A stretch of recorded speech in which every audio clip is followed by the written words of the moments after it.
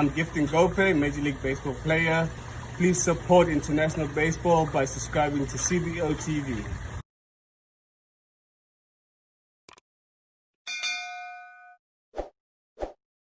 So, all right, guys, thank you. Thanks again for, hopping on tonight. Like I said, we're going to keep this we're going to try to keep it to 35 minutes, 40 minutes. If we have to, we're going to try to keep it an hour at maximum because we want to be respectful of your guys' times and kind of what you guys got going on. So just to start off, I just want to introduce myself for those that may not know me, even though all you guys probably know me by now, but I'm Ryan. I'm from Harrison, New York. I'm currently intern with the Detroit Tigers, and I'm interested in player development. So as we go around, we'll go to Chris next, but as we go around, if we can just kind of keep that same format, your name, where you're from, who is your current employer, and also it's kind of like whatever you're up to now and where you live. So Chris, if you want to kick that off. Yeah, definitely. My name's Chris Reyes. I'm from Stratford, Connecticut. This is my second year in professional baseball. Last year I was with the Houston Astros. This year I'm with Miami Marlins. And my area of interest is amateur scouting specifically. But right now I'm in more the PD side and pro scouting right now. All right, and we'll just keep going around. So Joseph, if you want to go next, followed by James, Ben, Andres. Yeah, I'm Joseph Yanchek. I want to go into baseball operations, but I'm also interested in player development. Right now, I'm a student. I'm going to be a freshman at West Virginia University, and I just want to let you all know in advance that.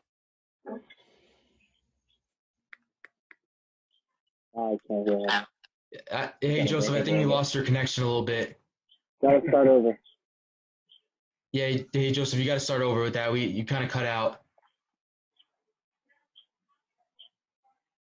Hello? Hey Joseph, yeah, sorry man, you cut out a little bit. That's what I was gonna say is that my internet is doing very poorly right now. So if you guys if I don't respond to you guys and you guys say something to me, don't take it as disrespect or anything, and I might not answer just because I have no idea what's happening right now. But yeah, no problem. All right, thanks, man. James, you're up next. Yep. So I've been writing for now 2 years. Pretty much do a lot of covering drafts because we get amateur side and some of the best ones coming through Chicago, which is where I'm based out of. I'm based out of northern Illinois, which is McHenry, so I'm about an hour from King County and an hour from Beloit, so I see a lot of Midwest league.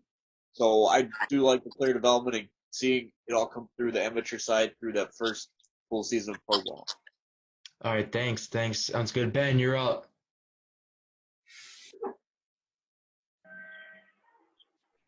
Ben, you there? Hey, my name is Ben.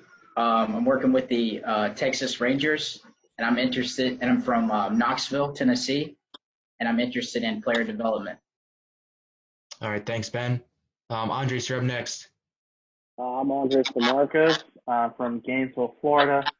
I work in player development analytics with the Detroit Tigers currently. I run their TrackMan for spring training, and I was supposed to be with our high A team. Obviously, that's not happening, but yeah, so I'm interested in player development, analytics, player development, or scouting. They all go hand in hand, so Awesome. yeah, that's pretty much it. Thanks, Andres. Andrew, you're up next. Let's hear it. Oh, okay, great. Hi, my name is Andrew Boateng. I currently live in Toronto, Canada, and right now I'm working for the Toronto Blue Jays in retail, and I'm interested in scouting and player development.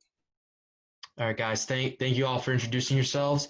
For the first few minutes, Chris and I are just gonna go over a few sort of like housekeeping things and things that we would like to address as well. Well, put 1 second. We have two more people that are looking to join. It looks like Jack is coming on, and it looked like we had Gabe, but all right.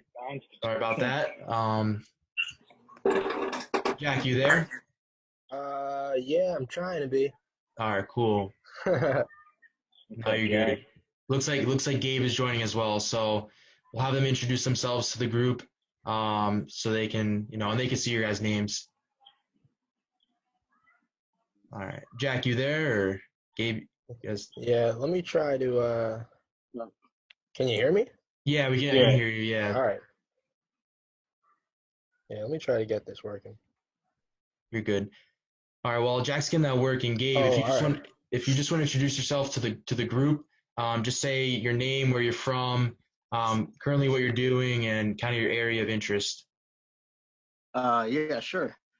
So what's up, guys? My name's Gabe. I live in Jersey. I currently work for Major League Baseball in the replay department, replay division, whatever you want to call it. I'm a administrator for them, and I'm pretty interested in, I'd say, pro scouting, analytics, something up that alley there, for long-term goals. So. Awesome. Thanks. So, Jack, just to reiterate, if you can just say, just introduce yourself, where you're from, what you're currently doing, and kind of your area of interest. All right. So, hey, everybody. My name's Jack. I live on Long Island. I currently work for the Long Island Ducks in group sales. The Ducks are in the Atlantic League. So, on top of group sales, it's pretty much everything in minor league baseball. So, I got a little bit of experience in a lot of different areas. But the main thing I really enjoy doing is I translate a little bit for the team, and that's pretty fun. So I'm thinking about exploring that a little bit more and maybe getting into administration in terms of like, player visas and housing and stuff like that. Awesome. Awesome. Thanks for sharing that. So, for Gabe, Jack, and the rest of the group, like I said, just to reiterate, Chris and I just want to take a few minutes to address some housekeeping things of experiences that we've had in the industry that we want to share with you to kind of help you guys get, a good foot in the door going with everything that you guys want to do and accomplish. So, we're going to kick that off, and then we're going to go into we're just going to open the floor with some Q&A, and then we'll wrap it up, in a little bit. So, Chris, if you want to get started, we'll get to it. Yeah, you just want me to kind of touch on like just industry tips and just kind of like, I mean, I could tell my story, but just briefly. Why don't we share the just share the PowerPoint so everyone can see it? Yeah, I think, we can do that. Yeah, I mean, we can still talk about other things. We just have it up. That way they can see it if they want. Yeah. For sure.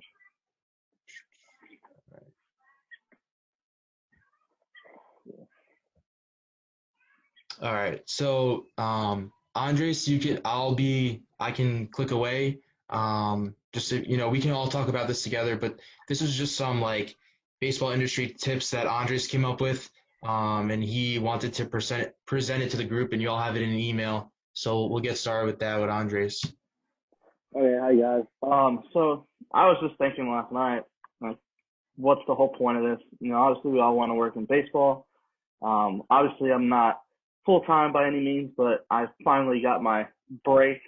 So however you want to call it.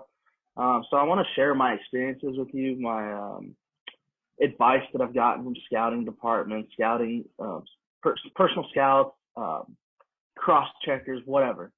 So how to break in, it is very difficult. It took me 2 years after my graduation from getting my bachelor's degree in sport management to even touch on pro ball.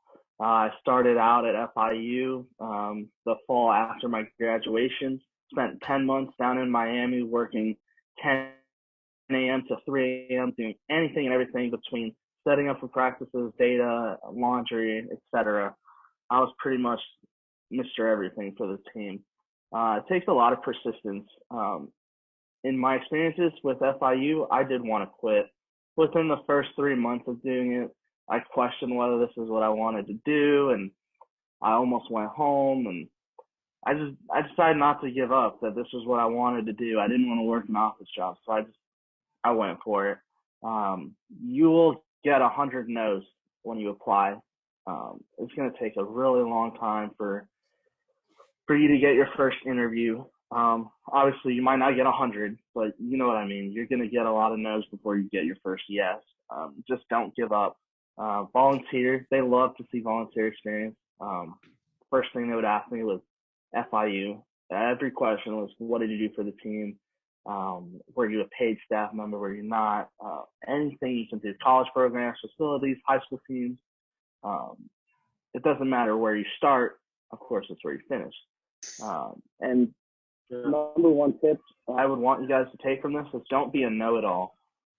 People hate um, interviewing someone that thinks they know everything. And I was told in baseball, once you know everything, you're done. Because there's things that you're going to learn throughout your journey that, you know, you may not have even thought of even, you know, containing that, what do you call it, information. So yeah, and then you can go to the next slide. Awesome. Yeah, Chris, is there Or anything if you have questions, yeah, you want to add anything? Oh yeah, I just had like three kind of like key things that I thought were kind of important in my process in terms of just kind of the journey itself. And for me, it's just kind of like finding the area of focus. I know we kind of asked everyone what their area of focus is. Once I kind of found my area of focus in amateur scouting, teams kind of really found that appealing in the sense that I kind of knew where I saw myself in the next 5 years. I know you get that question a lot in interviews, so I think it's really important for you to answer that confidently. Also, if an organization doesn't have an opportunity for you, it kind of helps them kind of assist you with the future opportunities. If you know what you want to do and they interview you, but they don't have the spot open, like it kind of gives you that opportunity when it comes up, if that makes sense. And then just kind of shifting over, you know, in terms of just application process and whatnot, your resume is never going to be enough. Every resume is similar, and you kind of have to separate yourself from the rest of the crowd in terms of research papers that you might do in college, you might do on your own, scouting reports, and just projects that you could physically show teams. Because then once you could physically show a team that you have an understanding of the organization, they'll really kind of get an understanding of your skill level and whatnot. So definitely, if you haven't already, just take the initiative and compose your own projects. It doesn't have to be 100% right. Just show that you have put the effort in, and you know, show that you want to be in the industry. And then last thing is just know relevant industry information. Just for example, like the draft's coming up, know top pro and amateur prospects. Doesn't have to be all of them. Just know three of them and be able to talk about them in a manner that you know you could back up. And then yeah, just for me, it's find your focus and be an expert on one or two things. Don't have a broad understanding on 4 or 5 topics, and be true to your skill set and be true to what you're good at, because that's ultimately what's going to put you up for success in the industry. And that's all I pretty much have on that. Yeah, I agree. I agree with Andres and Chris. And I couldn't say it any better. You know, I think, you know, I would keep it nice and short, you know, interpersonal, you know, your relationships that you build with people, knowing what you're saying and backing it up, and be just like clear and concise to the point with what you're saying. And the one thing, like, never say that you're just passionate about baseball, because like they won't laugh at you in your face, but I mean, I think most of us know that's kind of the obvious thing, but you have to have, you know, a valid reason as to why you want to work in player development, why you want to work in scouting. Like, just make sure you have that why. Like, what's your why is what I would say. But thanks guys for sharing. We're gonna head on to the next slide now, and we'll just. I want to add something real quick. Yeah. Kind of a funny story. So make sure you know what you're talking about. I made a mistake during one of my interviews. They showed me a video, and it was a catcher throwing out the runner going to second base, and they asked me, "What is this called?" I was put on the spot. I wasn't prepared, and I told the guy, "Oh, that's a put out, not a put out." I should have said caught stealing, but since I said put out, they called me and said that I wasn't picked for the job. So make sure you know and you're prepared for anything in the interview. I was not prepared. No, that's good. Yeah, preparation's key, and you know, it's good to hear. But yeah, we'll head on to the next slide, and we'll just try to keep it brief because everyone probably knows about these things. So let's just keep it brief, and you know, as we can move through this and discuss, you know, the questions we have in our discussion. So I'll kick this one off, and so like as we all know, volunteer internships are important. You know, even I mean, most of us have internship experience or job experience. And you know, like for Joseph, like this is important for you as you go to West Virginia. You know, try to work with the baseball team because you want to work in scouting, and they're gonna have mostly all the technology that pro teams are using. You're gonna work long hours in baseball. Everybody knows that by now. and just keep yourself busy. Like this time that we have in quarantine is like really critical. You can work on your professional development skills. Like you may have to spend some money on some resources, but it'll be worth it in the end, and kind of put you forward ahead of other people that want to be in the same position that you want to be in. And just like continue to find ways, to get yourself better, and always ask questions, and if you don't think you're doing enough, and like as Andres mentioned at the bottom, teams want a self-starter and a go-getter. Like they want to see someone who takes initiative, is proactive, doesn't have to be told what to do. And I think that's critically important. And Chris or Andres want to add anything quickly that they think that I haven't said, but I think getting, you're gonna have to do a few internships before that full-time job. We all want a full-time job, and that's our goals. But you have to put in the time and the effort in order to get there, and prove your worth. For sure. Yeah. I mean, I don't have anything else. Any questions from anyone? Or if not, we could just, you want to go on to the, my main thing is just make sure that, whatever position you're at, give it your best. And, you might be done for the day, or let's say you have an hour left to work, find something to do in that last hour. Don't just say, oh, I'm going to go home. Because if a coach sees that, they're going to say, oh, this guy, he doesn't want it. They want to see someone who's willing to go the extra mile. And, sometimes it's a test, even as a player. At FIU, they had a catcher who would have made the roster had he fought for his spot. So you got to think about it as fighting for your spot every day within the organization, regardless if you're a player or in baseball operations. So they're going to find someone to take your spot if you don't show initiative. All right. So just to speed some things up, so this is just, as you can see, this is like a fake scouting report, but there are some of you who want to go into scouting on here, and Chris Reyes specializes, that's what he wants to do. He specializes that, and he has a good idea about it. So I'll let him talk more about scouting here. Oh, definitely. For me, like I just had, like obviously we wanted to kind of talk about the draft a little bit too. So I just had a few questions on that. But I mean, this is just basic scouting report. Just kind of the 5 tools. I mean, pretty basic: hitting, power, speed, on field, base running. In terms of like position, every position kind of has like a certain tool that they need to like excel at.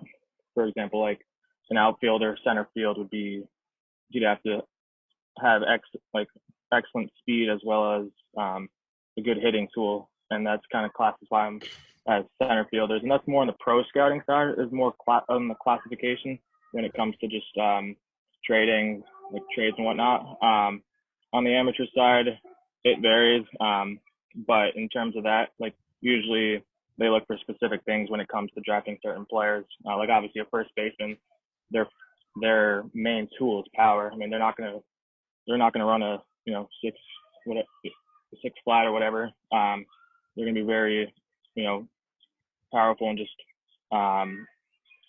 basic fielding. Like no first. I mean, I can name a few first basemen that are very athletic, but their main tool is going to be power. So that's just kind of some things you could take away from this. And like I mentioned before, just if you're not like an expert on writing reports, I was never an expert on it. It's just kind of skill you do over time, and you're able to kind of just develop with just watching players and watch. Obviously now we can't really watch anything, but videos acceptable. But obviously you never get the full understanding until you go out and see them. And that's all I have for that.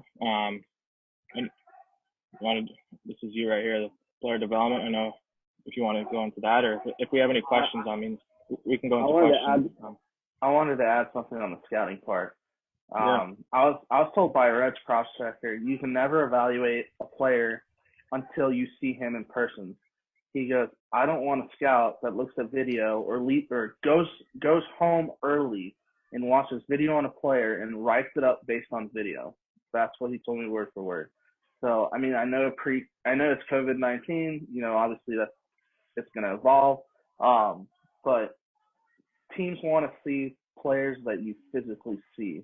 In scouting, the eye test is a very big tool, and data can only take you so far. Data is to verify what you're putting in your report. But other than that, that's pretty much it. Awesome. Next one I'll tackle quickly because most of us have a good idea about this as well. Player development analytics. It's big in today's game. We have Rapsodo, Bats, Edgertronic, TrackMan, Hawkeye, Blast Motion, Diamond Kinetics. So obviously these all these technologies are huge. When you're evaluating and developing prospects, just because it provides more informative information to make for the higher ups to make decisions. You're going to see you're going to see all the technology being used in the minor leagues, and then you'll see some being used in the big leagues like Rapsodo, mostly in Edgertronic, TrackMan, and then as they're going to transition to Hawkeye. But one thing I would say I've learned the most in my experience over the last year, as Andre said it, best, attention to detail. And that's just saying, do things the right way, pay attention to what you're doing before you take action, before you submit something and there's something misspelled, just focus on the little things, and then the big things, will become easier to achieve. And there'll be, like Andres has mentioned here, there's different requests you'll get, cutting video, pitch overlays, and use it, like maybe you may use Adobe software, or another, QuickTime. And then also you'll be working with TrackMan and Rapsodo data, kind of breaking that down and, using the video that you have as well. And yeah, just like, as you said, no room for error. Like you want to make sure you do things the right way. And this way people won't get mad at you, or they won't get mad at you, but they'll just, they'll approach you saying you made a mistake, and you just know that you have to correct and not make that same mistake again. That's the biggest thing that I have learned. And then, as it says in the bottom, with player development, there's two sides of it, the player development side and developing the athlete, and then there's the number side. And then just at the bottom, we have an example of comparing the two.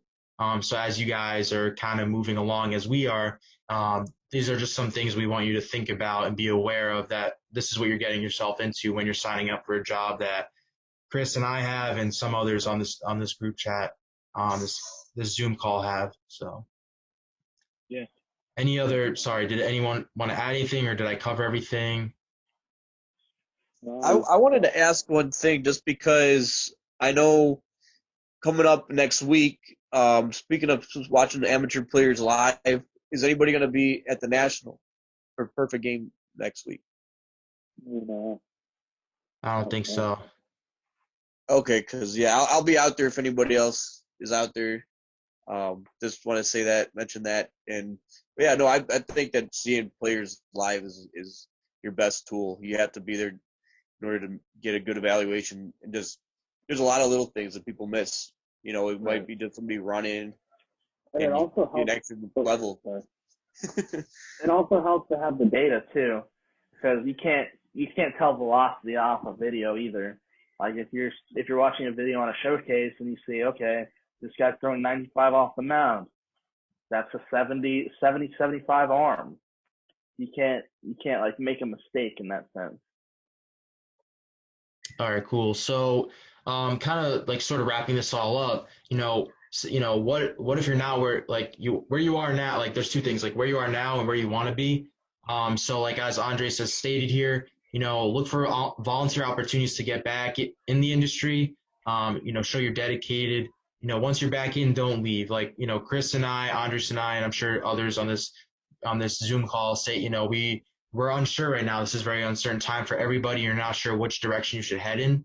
And then, like as it says here too, when you leave the game, it's hard to get back in. And that's very true, because I don't know it personally, but I just know how hard it was for me to get to the point I'm at. And I wouldn't want to leave the industry and then have to cut, I wouldn't want to do that for all the work I put in. And just keep hustling, just keep going. That's what you have to do. You have to separate yourselves from others, and just take it one day at a time, and just keep reaching for the stars. So looks like that's what we got for the presentation. I know it looks like that we're gonna run out of time in this meeting. So it looks like what will happen is we'll just have to rejoin, and then we'll be able to go, and we'll conclude things in the next video as well. But did that cover what everyone was like? Most things you guys knew already. But is there any other questions that we can kind of talk about in the last maybe minute or so that we have before we get back on that you guys want to talk about? Let's just start the new session. All right.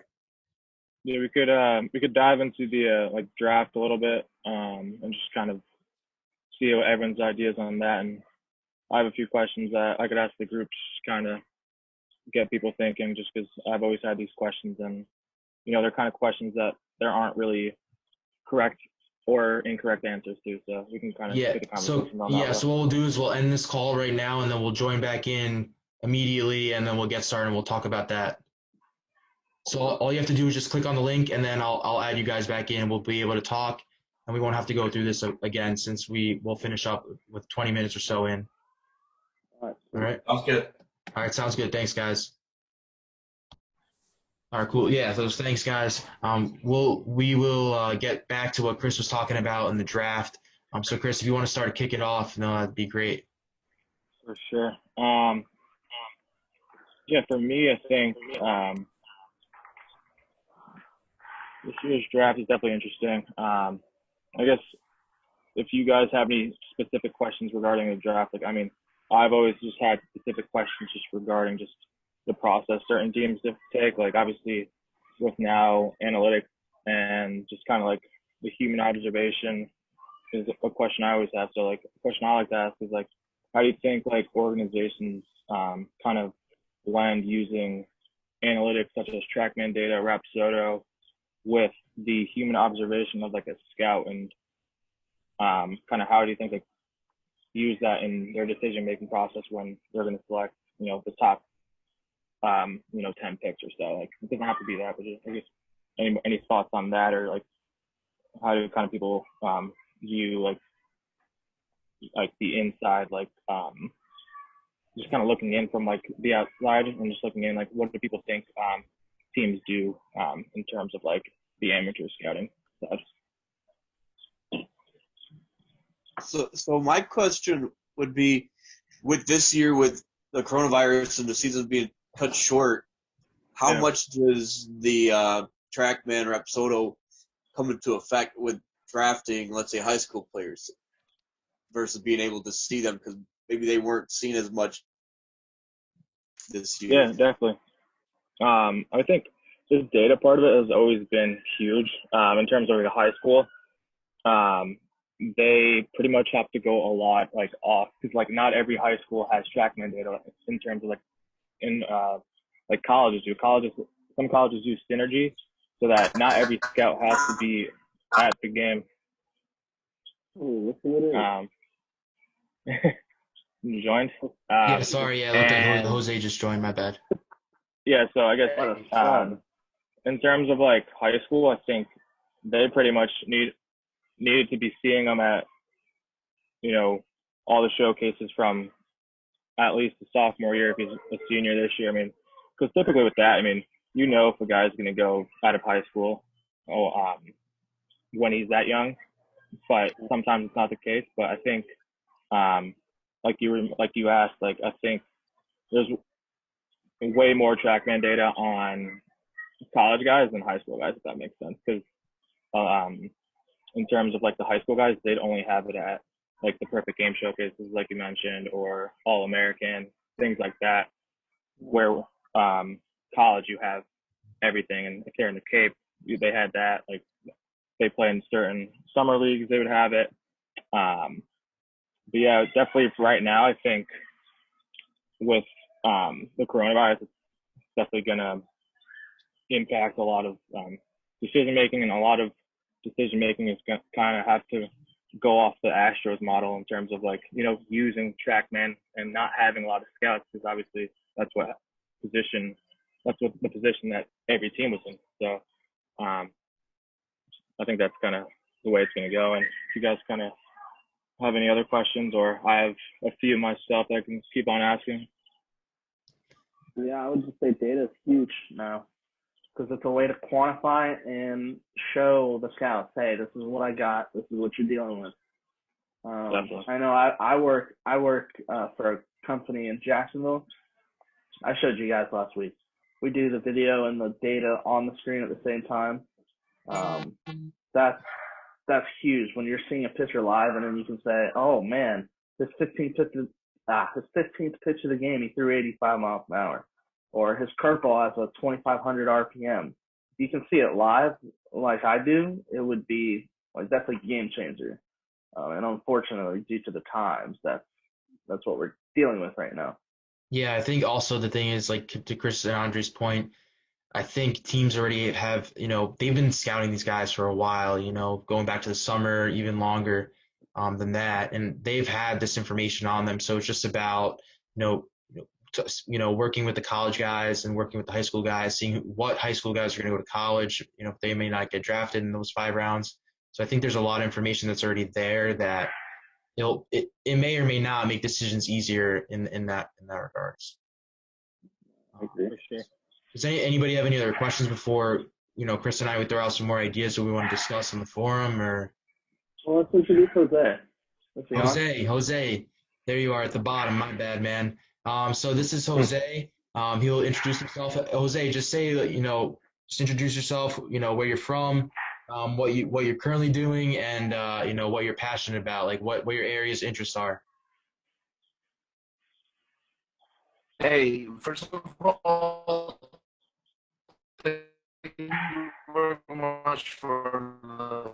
Hey, Jose, you're being here. Let's go with I it. just joined the conversation because today. You can hear me? Yeah, we can hear you a little bit better Hello? now. Okay, sorry for that. I still have no internet in my new apartment. Today I moved to my new apartment here in Lakeland, Florida, and that's why I have I've been late for the meeting because I was making sure that everything is set up in my apartment and setting all my computers, and then I realized, oh, Jesus, the meeting. Let me see if I can catch a little bit of the last part of the meeting. I'm Jose. I'm from the Dominican Republic. I currently live in Florida. I used to work with the Tigers, like Moretti and Andres.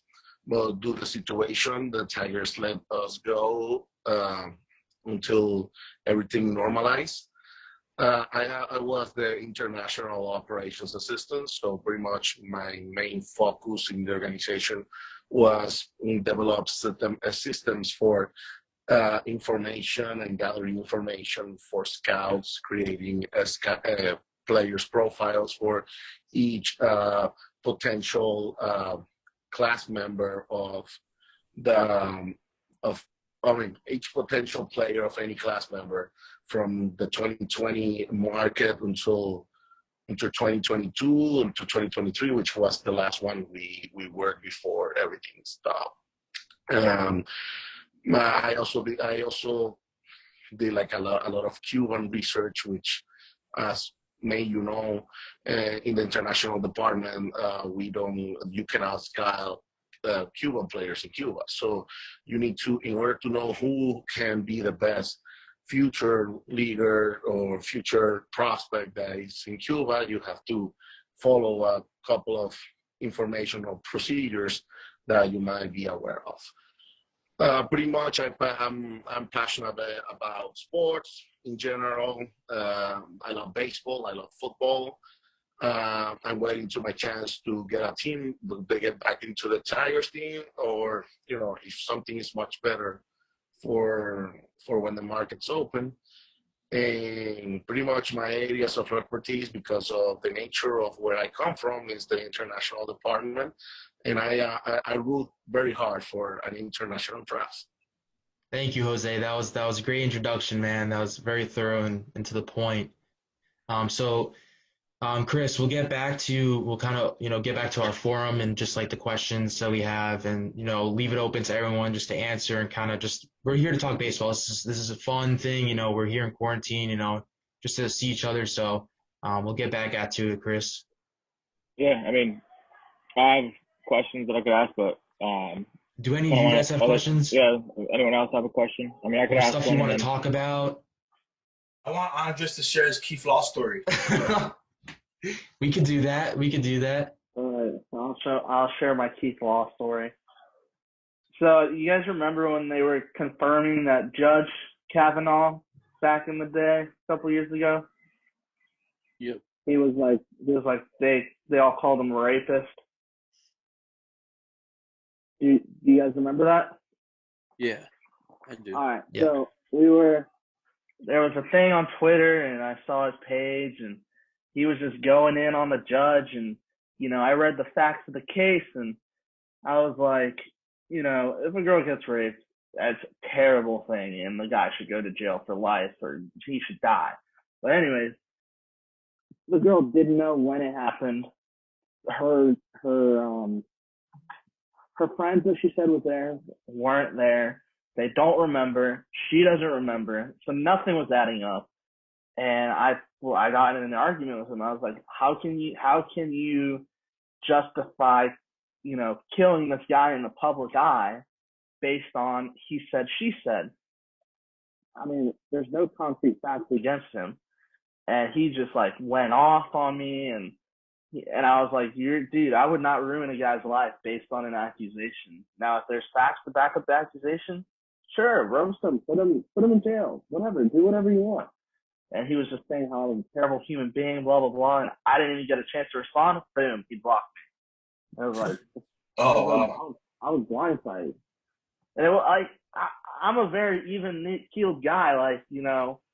Yeah, if there were facts to back him up or back her up, and if her friends would have been like, yeah, it happened, I was there, I saw it, then I would be like, all right, this guy's an asshole, take him out.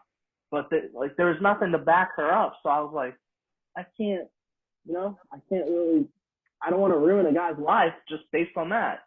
Because I don't know if you remember, there was an Atlanta Falcons football player, his name's Josh Banks. In high school, a girl accused him of rape. He went to jail and he was going to go to USC. He was one of the top ranked linebackers in the class. 20 years later, he caught her lying. I guess one of his friends got a recording of her saying that she lied about the accusation, and his life was ruined based on that. So that's what I was basing my opinions off. You can't, I feel bad about ruining someone's life, but he did not like that. Let me tell you. Gotcha. Thanks, Andres, for sharing that. We needed some laughs here and there, but just kind of get things geared back towards our draft preview discussion tonight and other things that we want to cover on the agenda. We got about 15 minutes or so before we'll call it a night. But I just wanted to we'll get back to Chris, and if anyone has questions, please ask them. Like I said, we're just keeping this as an open forum as well. So, Chris, you want to get back into the questions that we have and just kind of take it off from there? For sure. Yeah, I mean, I guess I can keep it pretty broad right now, and then I'll kind of ask a specific question on just more of the top 10 picks, just to kind of hear everyone's input on that. So I guess when kind of doing the evaluation process, what resources or technologies do you think scouting departments could use right now that aren't really being used heavily in today's evaluation process? So I just wanted to hear people's input on that, just because obviously the main ones that we know are video, TrackMan, just word to mouth, speaking to their teammates, their coaches, doing home visits. But what are some other things that you guys think with all the technology we have today and just the resources that we have and the information that we can gather on players? What do you think teams could use more that they aren't using right now?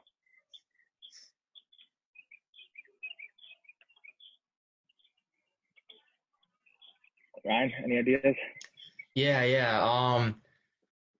I mean, I think TrackMan's good, but I think it's I think the next wave of things will be a virtual reality type of thing. I mean, you can't really assess that with a player that's not in your organization yet, but maybe kind of diving into more of the biomechanics side of things. I got on base use certified with hitting and pitching. I thought it was really cool because it opened my eyes to different things, and when you're like analyzing a player, so if you could kind of see how they move just by like instead of just seeing it, have like if you're able to run a test with them, kind of see if they're mobile and stable like in these different areas.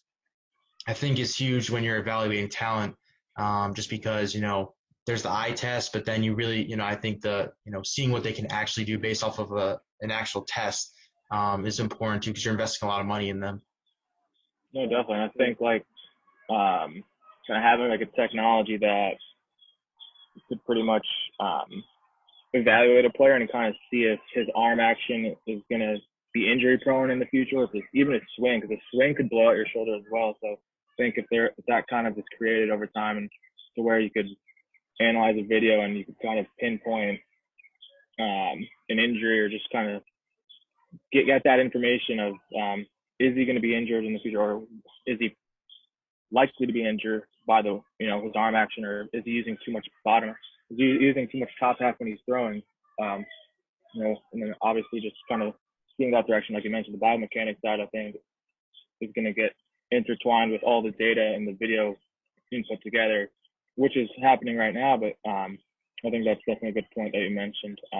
Yeah, I think force plates too. If depending on I don't know how much colleges even use force plates, but from my experience, I think force plates are a new thing that I've experienced, and I think that just showing how much force they're able to put in the ground, when they're performing an action. I think that's important too because you're looking to see about their power and the lower half as well, and I think being able to analyze like I've said just before, biomechanics is huge, and I think it's something that's probably not seen or not evaluated as much.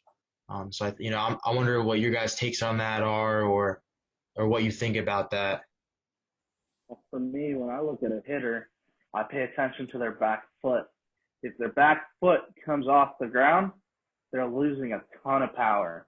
If they keep the back foot intact with the ground, they're going to put a lot more force on the ball. That's one thing I was taught by our recruiting coordinator at FIU. He's now the scouting director for Perfect Game. That was the number one thing that I took away from my experience with him, is when you're evaluating a hitter, you have to look at the back foot because, ground contact is very important. Okay.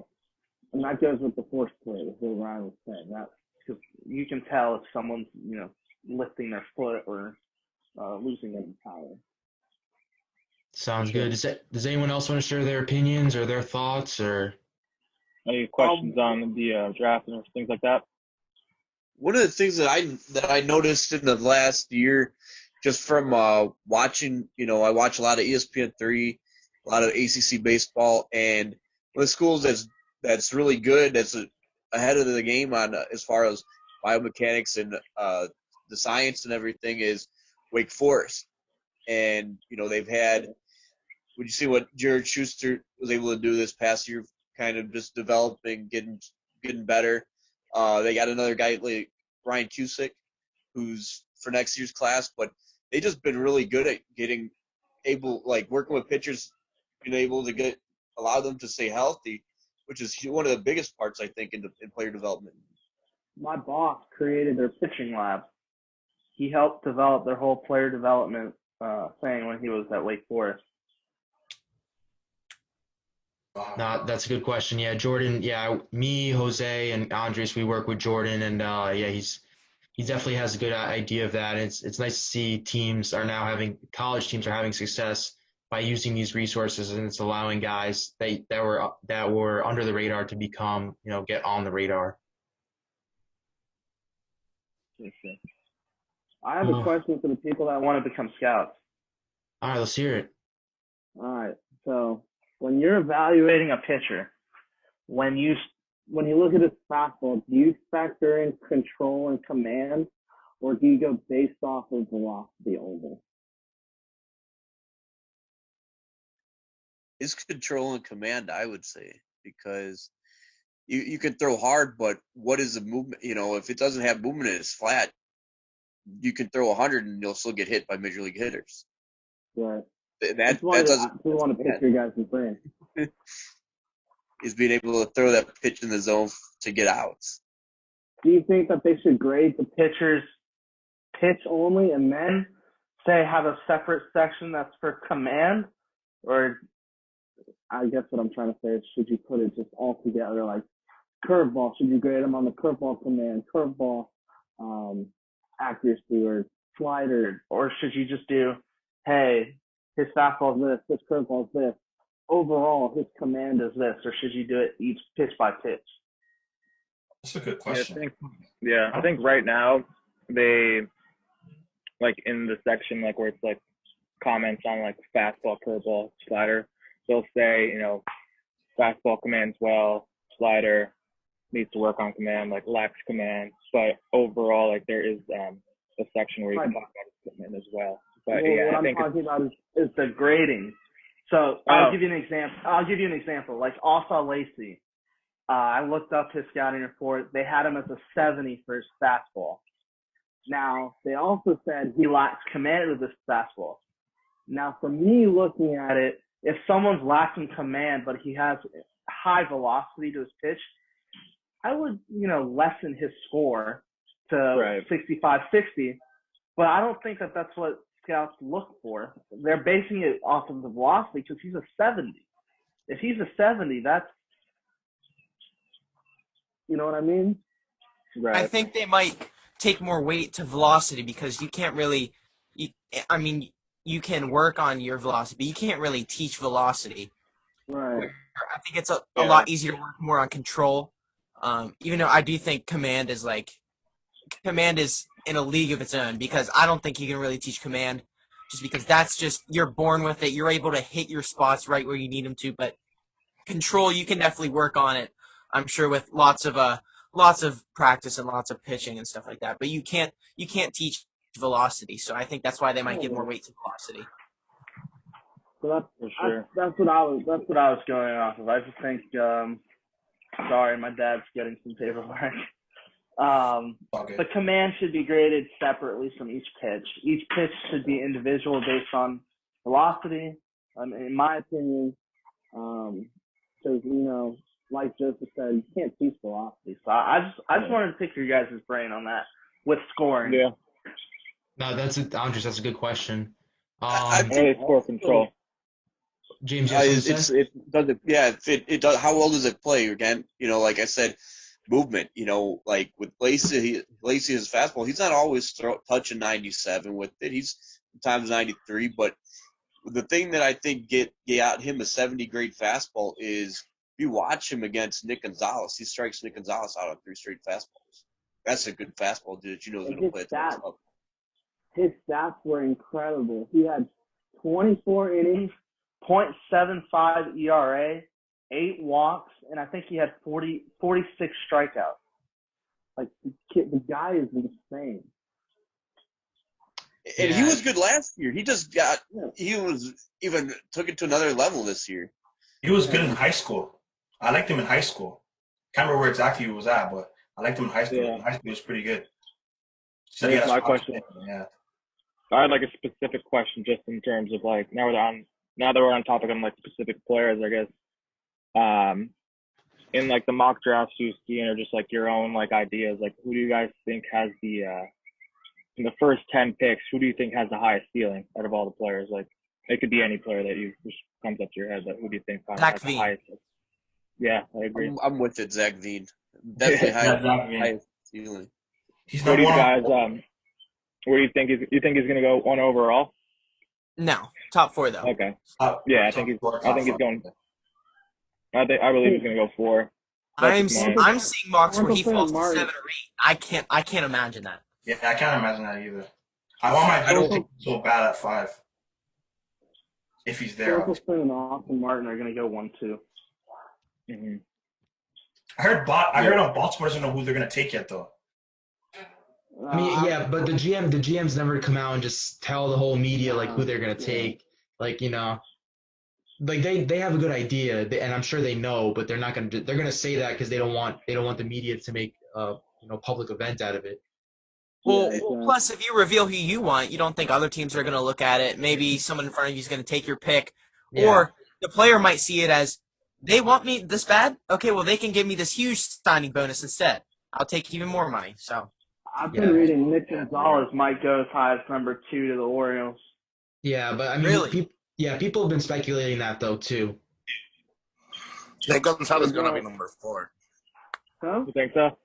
Gonzalez is gonna be number 4. You It's think gonna so? be Torque, Austin, Lacy, Gonzalez. Right. I agree with that one. That's the Royals, right, at number 4? Yeah. Yep. Yeah. Yeah, I had Veems and Gonzalez kind of flip flops, but I like Veems just because I saw him play live and like 4 times, and I saw a lot of potential. And ceiling wise, I think being a high school kid, 6'4", 190, I think he has a lot of room to grow, and we'll kind of have to see how it plays out and kind of see who beats each other out. But yeah, that was just my question that I had, and we don't want to take too much more time. I don't know if Ron, you have anything to add or any other I think last minute questions? I think like in the last minute or two or whatever, like we'll kind of wrap it up on this discussion. But who, like I know Andrew brought it up, but like out of everybody, who's your favorite prospect? We'll go within the draft. Like who's your guys' favorite prospect that you will see drafted, and like where do you project that they may get drafted? And Andrew, you can kind of like comment too, because like I don't know if that's exactly how you worded it, but I'm pretty sure that's close. Yeah. That's good. That's good. So for me, Zach Veen, I'm hoping he goes to the Blue Jays at 5. And like how, like why is it like just because you're a Blue Jays fan, or like is there a reason why you want like so like Blue Jays fan? Jays are obviously, so the Jays are my team, right, as you guys know, and he's number 1 on my board. Like as much as Martin and Torkelson, like they're good too. There's something about him, like somebody got 6'4", 190, projectable, already has plus power, can project for more, maybe like a 70. I heard somebody said 80, but I don't know if that's gonna be possible. We'll see. It depends on how much he fills up, but I just love those kinds of players, guys that project like him. I love those kinds of players. Yeah. Yeah, no, that's good. I don't know if anybody else wants to answer that question. Well, personally, I think with the Blue Jays, again, I don't know as much about the Blue Jays as you do, of course, but I'd assume that the Blue Jays would want to go with a more ready player, considering that they've got a lot of young guys who are already starting to reach the majors. So while Zach Veen, of course, has like some of the best potential maybe in the draft, if you could look at other guys who are probably more ready because they play college ball and they've had success, who are going in the top 6, 7 picks, and maybe it would work out better for the Blue Jays if they took a guy who, whenever he's starting to reach his prime, it would work out well with the primes of Bo Bichette, Vladdy, Biggio, so that they can make a run for it one year. Yeah, it wouldn't. Well, like it would make sense if they took Max Meyer. I wouldn't be opposed to that as well. But like for me, like, what was that? Sorry. No, go ahead. Sorry, I was talking to myself. Oh, okay, okay. Yeah. Max Meyer is also interesting too, but it's just that Shapiro and Atkins are in their last year. Mark Shapiro, Ross Atkins, they're in their last year of the deal. So who knows what happens, to be honest. But for me personally, I would go for Zach Veen, but I can see them definitely taking like a Max Meyer, like a Emerson Hancock for sure. Yeah, I think Emerson Hancock's gonna because a lot of people are skeptical about his like injury history, but he definitely dropped a lot. But I feel like whatever team does get him, like they will, they'll get they'll be excited to see like how he responds and all that. Well, in my mock draft that I put together, I have him going to the Pirates at 7th. Yeah. I still think it might be a steal. I have him at 6. Yeah, Hancock. You could definitely see it. Yeah, I got Hancock at 5. I just think there's too many things that people like with him. Where Max Meyer, there's a question mark: is he going to be a reliever? I think that they're close, but I think if you want a starter, you're probably going to lean towards Hancock. He was preseason number 1, and rightfully so. He just seemed like he got hit more this year than what would be expected for the guy who was a top pick. What So about he's Bryce part of the Jarvis? value, but it might be his asking price too that's pushing him down the list. I heard the Braves with Bryce Jarvis late first round. Late? Oh wow. Yeah, that's I that's think what he's I gonna heard. go. I think top 10, maybe 11, 12 around there. Okay. Yeah, I think If you watched Toronto. if you watched him at Duke, he was on his game, especially in this year. Toronto's I'm pretty number sure he threw 5. a no hitter. Yeah, I think he did, and I think he almost threw another one too. I thought. Yeah, no, he was on fire this year. So hopefully they go off of what because with Nick Gonzalez, they're going off his hot streak. So why wouldn't they take Jarvis on his hot streak? Yeah, I think he's a legit first round. How early a lot of it's like big question because of signability. Yeah, I You mean, could see guys who are with a higher price falling and guys with the lower price going earlier, just so you could save up to get players in the next few picks. So I think that this year there's a lot of play with things. I don't know if that's just me. You guys probably know a little bit more being with the organizations, but that's just my take because I could see saying, "Oh, hey, we'll get a guy who we like here and just kind of backload it." I feel that, especially with all their losses, they're probably going to try and find a deal. They're not going to try and find someone for the max slot. So maybe instead of Jarvis, they'll go with someone else. So who knows? I wish I was in the mind of a GM right now. You know, it was interesting. I saw that the Orioles have 6 picks in the 5-round draft, which I thought was interesting because it just obviously this year's so different with the draft, and it's nice to have an additional pick. What do you guys think they like? According to like an organization that you follow, like what do you think? Do you think there'll be more college players drafted? Like how you guys going about like when you're doing your evaluations and stuff like that? I think it's solid just because of signability, but I think it's a lot of teams still tend to go best available. So I think it's who falls to you there is where you make the decision then. Right. Yeah, I think definitely a lot of high school guys who are kind of in the conversation but weren't like definite like top 5 picks. Obviously, the smart decision is to go to college. I mean, Dylan Cruz was surprised me. I thought he was going to stay in the draft and try to go like late second or third round. But I think going to LSU is probably in his favor because he'll go there for 3 years and I think he'll come back really highly sought after, like he was coming out of Lake Mary High School. I think a lot of just decision making in terms of just do you want to go to college or do you want to try to get drafted this year, sign as a free agent after the 5th round, but I think for everything that happened this year with the bonus and the bonus after the 5th round, I think going to college is probably the way to go if you're kind of fringy on this year's draft. Sounds good. Before we kind of wrap it up here, does anyone else have any opinions that they would like to add, or just any general questions? Maybe something we haven't covered. We got about like 3 minutes, so I just wanted to open up. If there's any last things, comments, questions, or concerns? Oh, I wanted to ask a question just of everybody who's been here for the draft. Who is your favorite player that you saw that's going to be drafted this year? If you did get a chance to see somebody in the last year. A guy I've seen, he plays at the University of Pittsburgh. His name's Chase Smith. He is a really good pitcher, side armor. I don't know if he's going to get drafted, but I mean, if he does get drafted, he'll probably be 4th or 5th round. Is that a biased opinion because your brother plays there too? No, he's a closer. He's really hard to hit. It's just the way where his arm slot is, really unhittable. And last year he did really well, and this year he was doing well until they canceled the season.